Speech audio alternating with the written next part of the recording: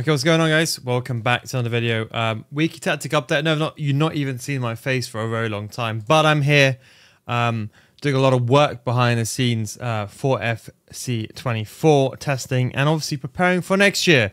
But we wanted to go through a tactics layout. Don't forget, Ultimate Team Season is 1 week away, so I'm going to go through my layout, what I'm using. Now, this is the super tryhard tactics. After the next 2 weeks, you can literally just use whatever you want for fun.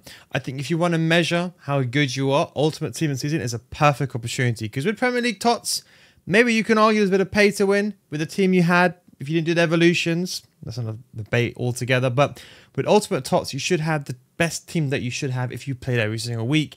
And you should have good players. So you can really find out your level, how good you actually are by separating your games and playing the Ultimate TOTS. Now, this is a tactic setup that I would use. Now, this is personally for me. As I've always told you this year, in other years, I've always told you what to use. This year, I've tried my best to explain to you what I use and what you should use it for. It's all about, listen, I'm not going to pretend like there's some meta skill move that works for everyone. It doesn't. I'm going to leave this in the clip. I'll just drop this on the floor. Great. But yeah, there's not one meta formation apart from the 4-3-2-1. I feel like 4-3-2-1 is here. I'll make a formation tier video as well. What I think is where 4-3-2-1 is at the very top, and then you have like other formations like the 5-2-1-2, 3-5-2, which are meta, but just because none of the community talks about it, they don't know, but that is still meta. And then you have, for example, the other formation, the 4-2-3-1, 4-2-2, stuff like that. The 4-3-3 third variation, this is the best defensive formation alongside the 5-2-2-1. As I said, I wish hopefully next year they'll have like 6 slots or something. But I feel like 6, 7 slots. I wish they had like 8 slots. 8 slots would be perfect because you can have an ultra defensive, ultra attacking. That's 6 left. Then one of them is balanced. So then you have 5 tactics to play with. I feel with 4 slots, you're basically forced. You're literally forced to use 4 tactics. And I would love an ultra attacking, but that's beside the point. I don't know why I'm getting into that. But anyway, 4-3-3 third variation. This is the one that I use now. This is with one of the center mids drops in between to create a back 5. This is literally park the bus territory because you have like 2 CDMs. Not really park the bus, but it's more for avoiding pressure. If you're up against a high octane, a high skill player, a 5-2-2-1 or 4-3-3 third variation is very, very good. Does this formation mean that you should be using this as soon as you go 1-0? This is a mistake. People keep using this formation saying, no, it doesn't work. Well, look, you can't go 1-0 up in 15 minutes and then change this formation. Imagine, for example, in a Premier League, scoring a goal against Man City and spend the rest of the game parking a bus. You can't, of course, do that. So these are the tactics.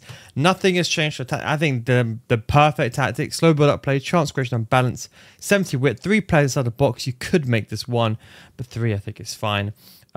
Below 45 depth, again, your team don't press.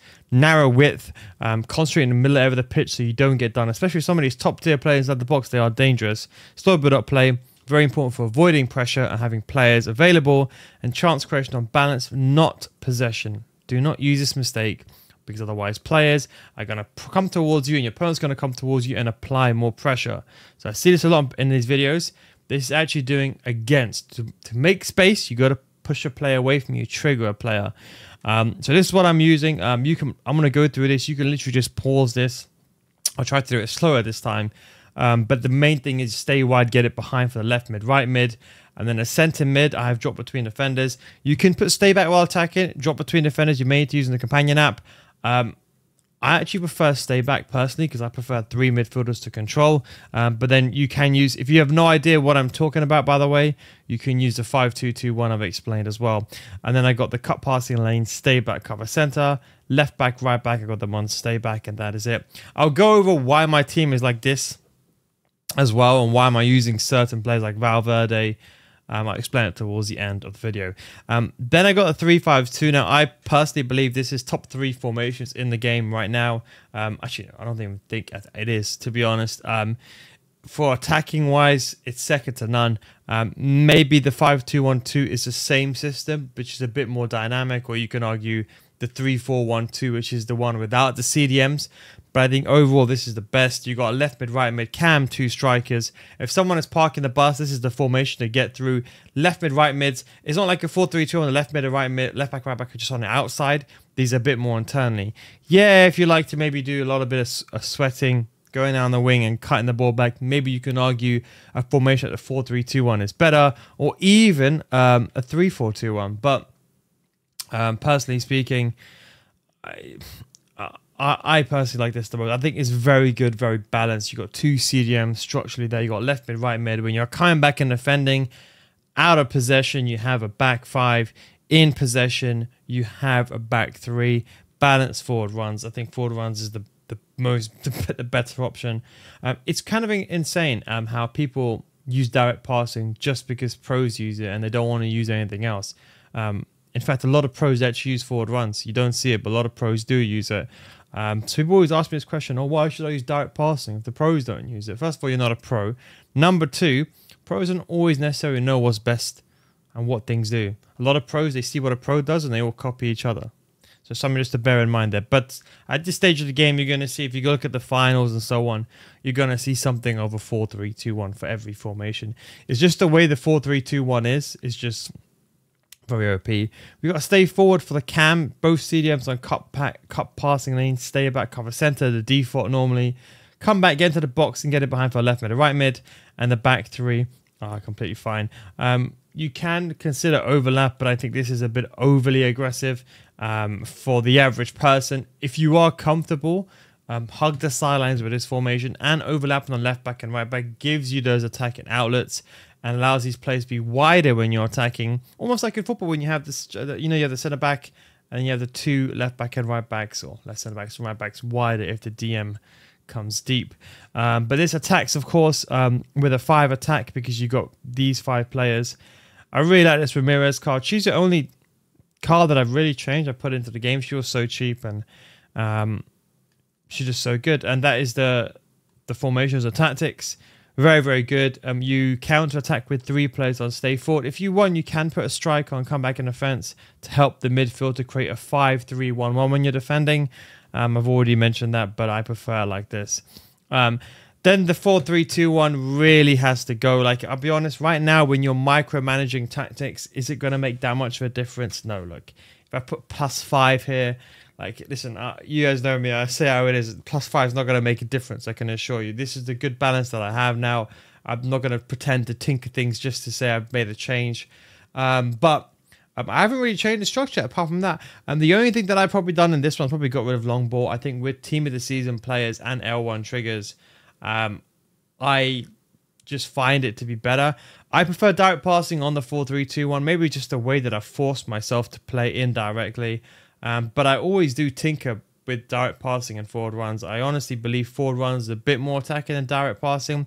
The only reason why I use direct passing is just you got to be careful because you have one midfield unbalanced. And you just got to be careful about the counter attack side of it. That's the only thing. With this formation, an astute player would go down wherever your fullback is. They would target that side. But rather than that, stay central, get it behind, stay forward for 2 strikers. Come back in defense for Ramirez on right mid. That's why I put her there. Left mid defensively is Cecilia, balanced cover wing, and Leia and Stanway. They both are holding centre mids. So when you're attacking a 4-3-2-1. When you're defending Cecilia, you're telling Cecilia, I want you to play as a left mid, and Ramirez going to come back to a right mid, therefore making the 4-4-2. And then I said the right back, it's on overlap. Now, personally speaking, I don't use this formation as much. Yes, it's the best formation per se in the game. The way it moves and the 3 strike has probably been the most important factor of how bad finishing is this year for the cutbacks. I just prefer the 3-5-2. A lot of you guys are the same. You prefer the 3-5-2 as well because you have that ability build up. You got players everywhere. It's like the modern formation. If you can make this defending, or you can make it defending the 4-4-2, but it doesn't work the same. But anyway, that's something I wanted to mention in regards to that. So I'm probably using this less and less, although this is arguably the most, you want your best layout here. I'm arguably using this less and less and less. Still using it. The only way that I'd really go from this to this is, let's say, for example, if I'm losing inside the game and I need to apply pressure, the 4-4-2 is a better formation for pressing. This formation is not a good formation. With a back 5, you have 2 center mids. you get isolated. This is like kind of a formation where you start the game with like a 1-1 or 2-1, but you know you're holding possession. If you're up against a top tier player and you know they're holding possession, and you will know inside the game, maybe you've played against someone, they hold the ball very well, and you maybe going to get 1 or 2 chances the entire half. One if you're lucky, because they're very good holding possession, they're controlling the game. Then I would change to a 4-3-2-1 and always try to do a press myself, a manual press, something that I would say as well. Don't forget as well, if people been asked as well, if you're part of the Patreon, check out my FIFA 20 pressing videos. It's a 3-hour video on pressing. It still applies to any FC, any FIFA. It just gives you the base mechanics, how to use teammate container, how to use player switching, how to switch quickly as well. There we have the 4-2-4, which I'm probably using a lot more and more. Now, in case you're wondering about this team, I actually have a main team. Maybe I'll show you at the end of the year what my main team is like. So this is just really my content creation team. I don't really play my main team that much anymore. Well, not this year at all, to be honest, just because a lot of people, they find out who I am. And then trust me, it's the worst thing. I mean, I remember like you when I had my 15k team. If you remember back in the day, in fact, some of the streams are still there. People used to remember, they used to know who I was, and then they used to just try hard against me. And I used to have a 15k team, and it was the worst. Yeah, I just don't want anyone to know my team, because when I show you this, a lot of people can work out what team it is. But this was my content creator account. I don't really care. Half the time I'm just throwing in games or whatever, or testing something out. But yeah, when you're trying to play normally, to be completely candid, I'd rather just play my main team and no one know who I am, and that way I can judge the game myself and judge how tactics are. That's something just to bear in mind, because people always ask me that question. It's not because of anything else, it's because I need to be able to judge the game. And nowadays, to be honest, I'm only playing 1 weekend league. Like if you're watching this video now, I'm only going to be playing 1 weekend league. I'm not going to be playing anything else. We've got both enemies on cover center, get forward. The rest is exactly the same as it's always been. Nothing has changed here, and the tactics are the same as well. Anyways, hope you enjoyed this video. Thank you very much for watching. Don't forget, stay tuned. I think maybe we're looking at every Wednesday. We're going to upload a video for every... I explained to you I want to go through every single tactic in the year and just get it finished.